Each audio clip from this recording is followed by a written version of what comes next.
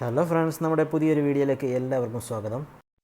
ഇന്ന് നമ്മൾ നിൽക്കുന്നത് ഇടുക്കി ജില്ലയിലെ ആനചാടിക്കുത്ത് വെള്ളച്ചാട്ടത്തിലാണ്.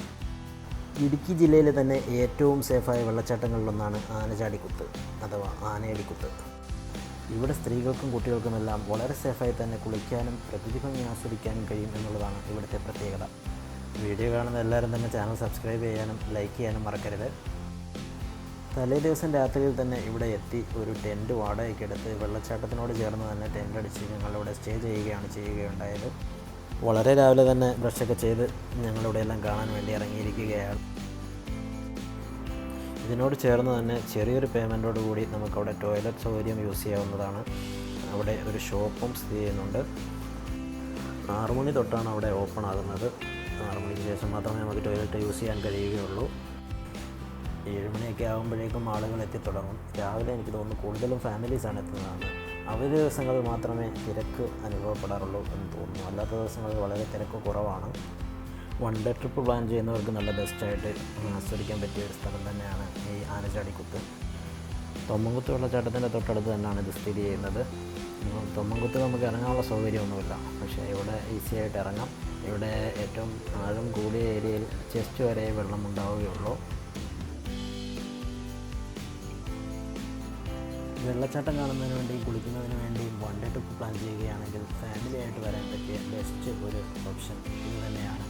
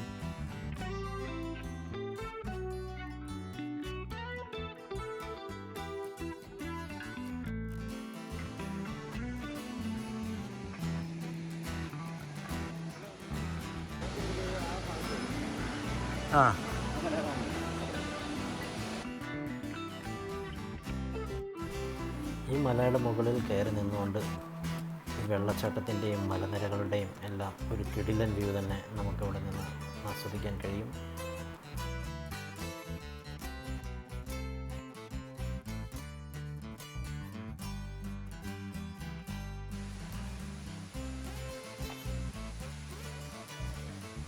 കാഴ്ചകളൊക്കെ കണ്ട ശേഷം കുളിക്കുന്നതിന് വേണ്ടി ഞങ്ങൾ ഇങ്ങോട്ട് വന്നതാണ്.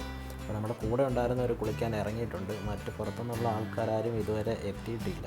ഞങ്ങൾ കുളിക്കാൻ ഇറങ്ങിയതിന് ശേഷമാണ് പുറത്തുനിന്ന് ആൾ വന്നു തുടങ്ങിയത്. പിന്നെ വെള്ളച്ചാട്ടത്തിൽ നല്ല രീതിയിലൊന്ന് കുളിച്ച് കുറേ നേരം നീണ്ട മസാലയൊക്കെ ഉണ്ടാവില്ലേ, അതൊക്കെ ഒന്ന് കണ്ട് കയറി പോകാനുള്ള ആൾക്കാരൊക്കെ ഒരുപാട് വന്നു. ആൾക്കാരൊക്കെ ഒരുപാടുണ്ട്, ഫാമിലീസ് ഉണ്ട്.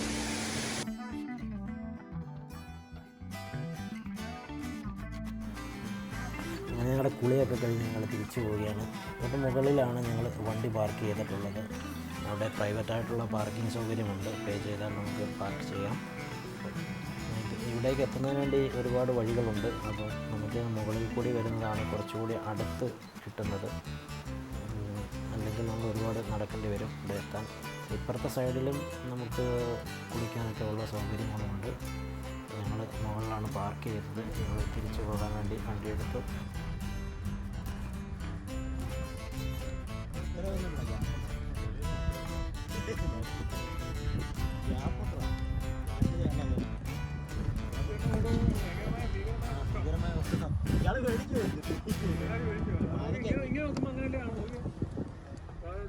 ഇങ്ങനെ ആയിരുന്നു കട.